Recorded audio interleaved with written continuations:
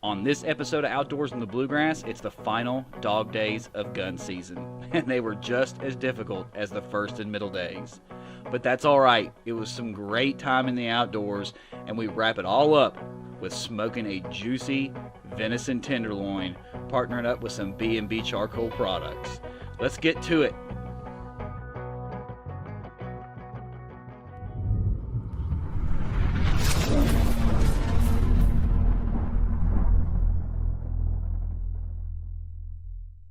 Hello everybody, I'm Bill Dance and you're watching Outdoors in the Bluegrass. Outdoors in the Bluegrass is made possible by Lose. Feel the difference. Strike King Lures. Tie one on. Digital Effects Wraps. Advertise the wrap way. Hoghead Trailer Sales. We're all about trailers. Fish 419 Performance Gear. Called to fish. Academy Sports and Outdoors. For all for less. Brushy Bottom Camouflage. Deceptive, deadly. Definition.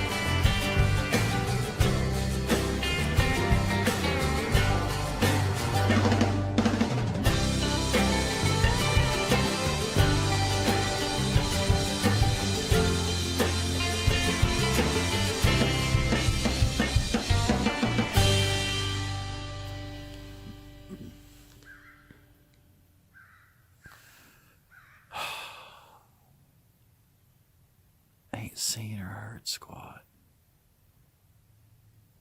Other than probably about, I think it's 5 shots around us since daylight in different directions.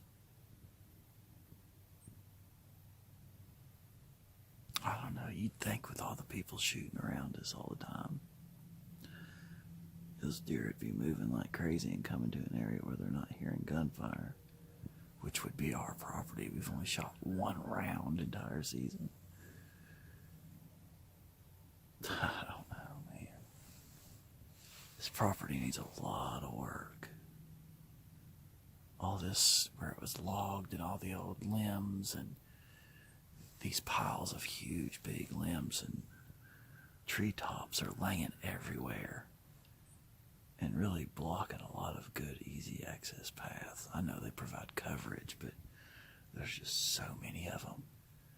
There's really nowhere for them to walk and go. It just disrupts everything. So we got to get all that taken care of and some food plots.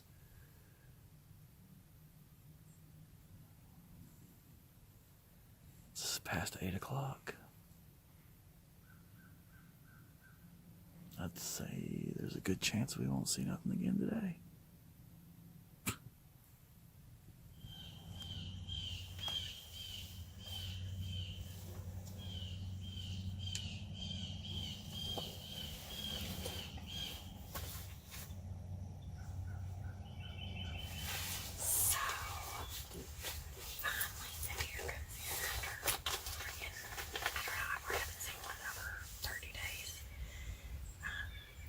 Big old 10-pointer, beautiful deer.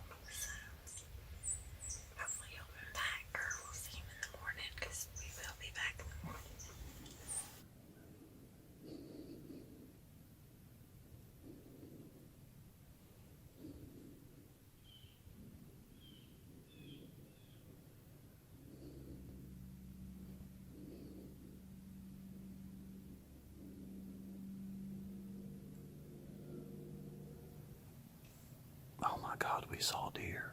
Chrissy just saw a buck. He wouldn't stop for a shot. I just saw a buck.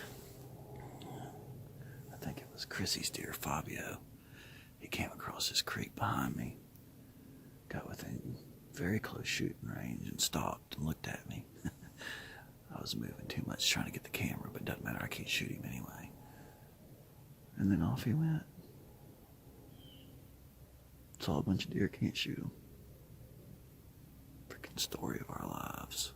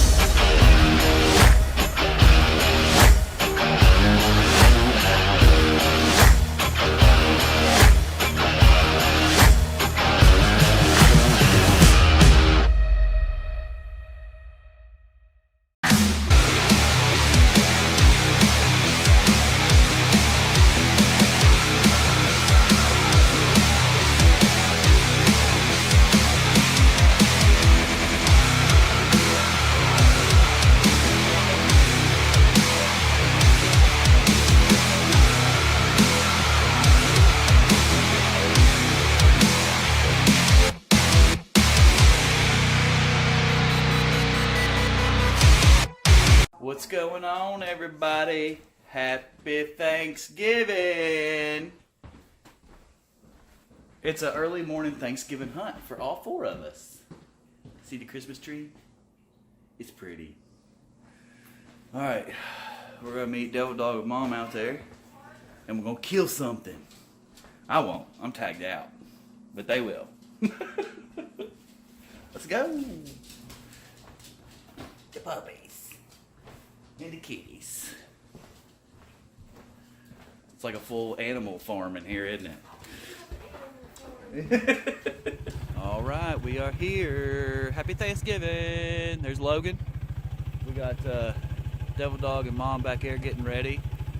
Chrissy and Connor are already in the blind. See if we can get a Thanksgiving harvest. There's a harvest from Boston. Get in the car. It's Turkey Day and we're out as a family. Logan and Tyler are sitting in the garden and me and Connor are at Riverside. So Connor's got the bow, and if a doe walks in, he's gonna get a try at it, and I'm out for my buck today. So wish us luck.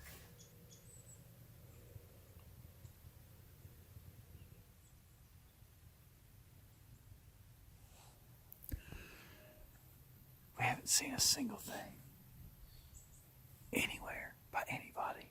You know, we've only heard like 2 gunshots that were fairly close. No squirrels, just birds.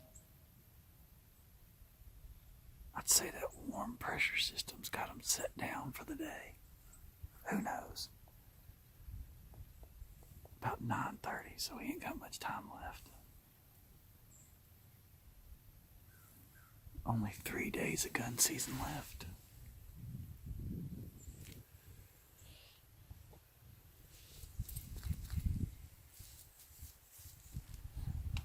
We just had a doe come into the field towards the road, and it went down towards the tree line.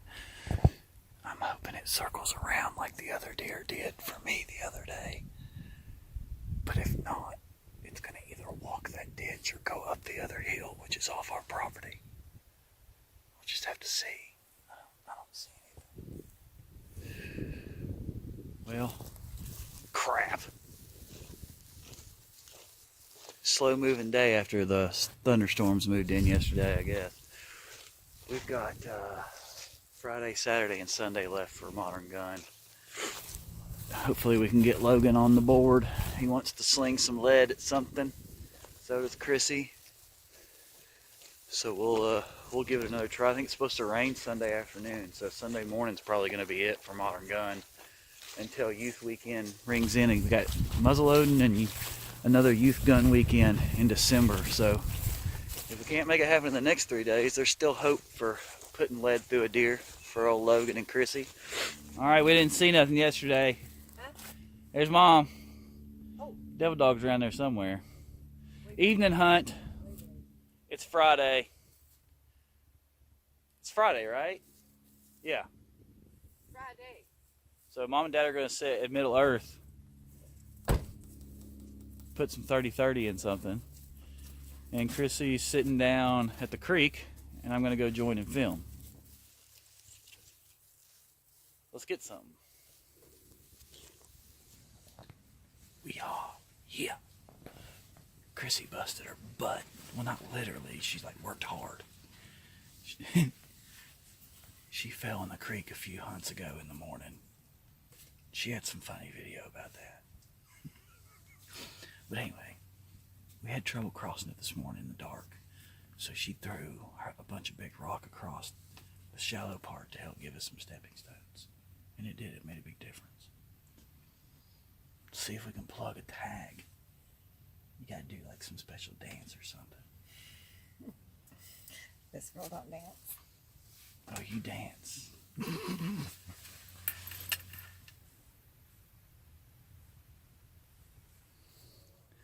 All right, no luck.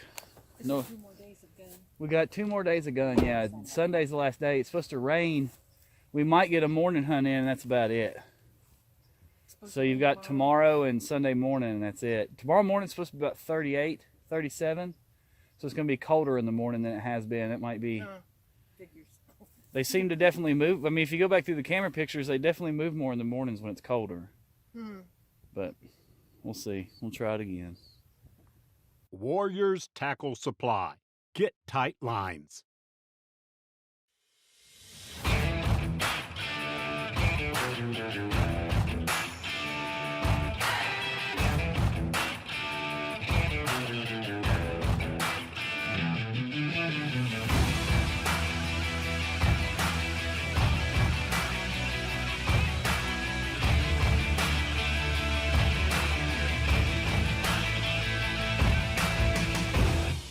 Hoghead Trailers, we're all about trailers.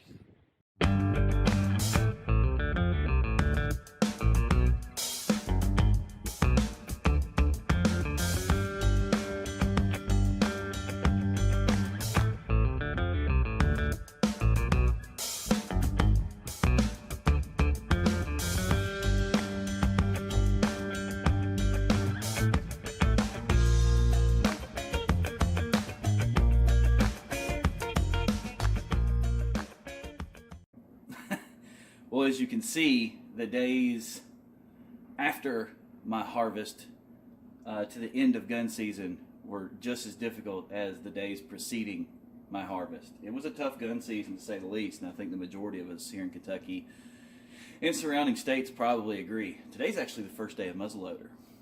We're not out there. I mean, you can kind of see some sun coming through the window here. It's just a break, but it's like 40-mile-an-hour wind gusts today and some rain. No thanks. We'll try it tomorrow. Still got Chrissy, Logan, and Devil Dog to try and get something. We got a week to do it, and then we'll see what happens. Today, we are actually going to smoke this amazing tenderloin off of one of my deers. We're going to be using the B&B apple smoking wood chips, and we're actually going to be using the Swine Shaker, Texas Swine Shaker, it's hard to say, don't say it 3 times fast, B&B rub, the dry rub. First thing I'm going to do is I'm actually going to take this tenderloin, I'm going to trim off, there's a special word for this, but it's that thin film and all this fat, and I'm going to make this nothing but nice, clean, tender meat. Then I am going to put all this dry rub on it, pat it on there real good, let the moisture of the meat actually kind of wetten the rub, get it covered real good, put it in the fridge, let it sit for a couple hours.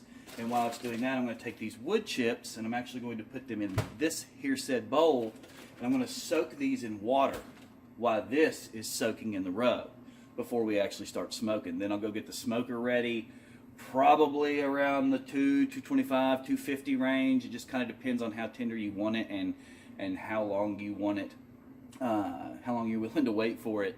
Is basically, you know, the slower and lower you cook it, the more tender it's going to be. Now, venison meat is already tender, especially this nice tenderloin. So I think we're going to do about 225, 250. It's not going to hurt the tenderness of it. It's going to taste good. And then we'll actually use the water from the wood chips. We're soaking the wood chips in water so that they will smoke more, not burn up. We're going to be actually using the gas smoker today, and that'll help prevent these wood chips from catching on fire and just flaming up and generating too much heat in the smoker. You don't want that. You want to be able to regulate your heat. So we're actually going to soak these so that they will smoke more versus actually catching on fire and burning. Then the water that they soaked in will hold some of that, and we will put that in the water pan in our smoker. If you don't know much about smoking, you keep that water pan between the heat source and the meat to keep that direct heat off of it so you get that tender smokiness to it. So let's get going. I got a little bit of work to do. Set it in the fridge for a couple hours. We'll come back, get the smoker warmed up and start cooking. And then we will taste it. You won't know what it tastes like, but we'll tell you how it tastes. We'll see you then.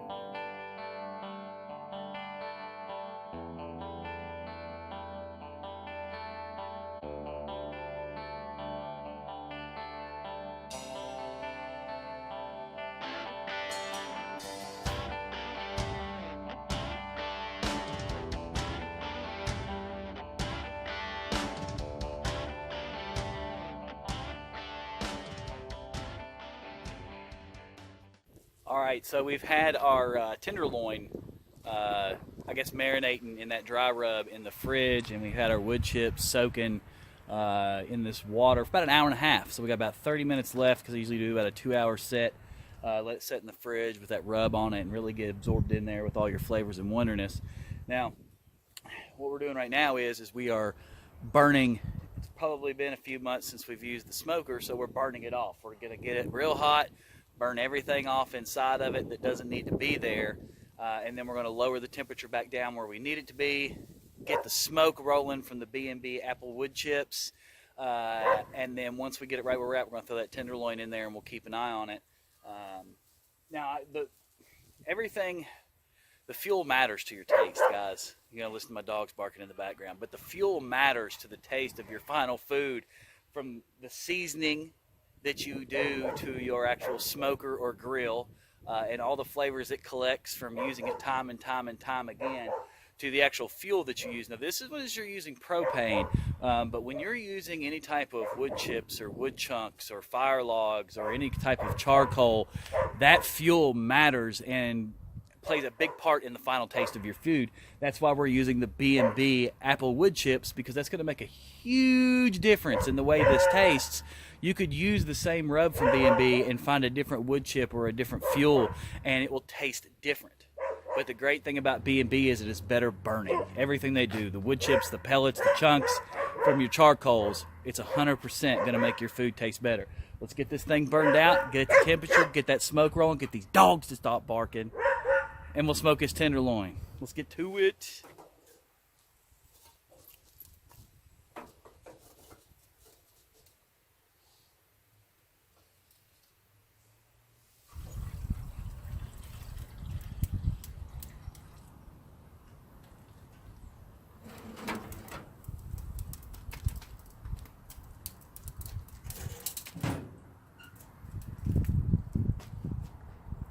All right, the smoke is rolling. It's time to put this tenderloin in that smoker. Blasted dogs.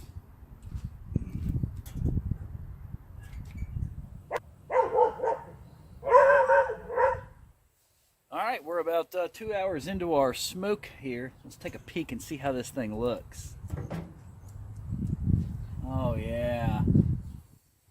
Yeah, that's looking good.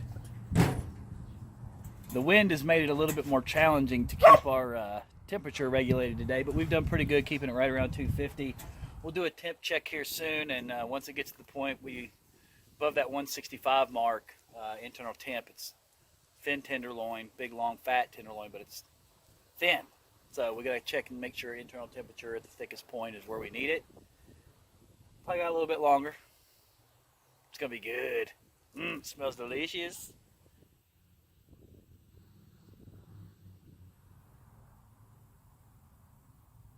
I think it's done. Temperature looks good. Got a good temperature check, about 170. A little bit hotter than I wanted it to be, but oh, it looks delicious. Let's go get inside, cut it up, and taste it. Hope it tastes as good as it looks.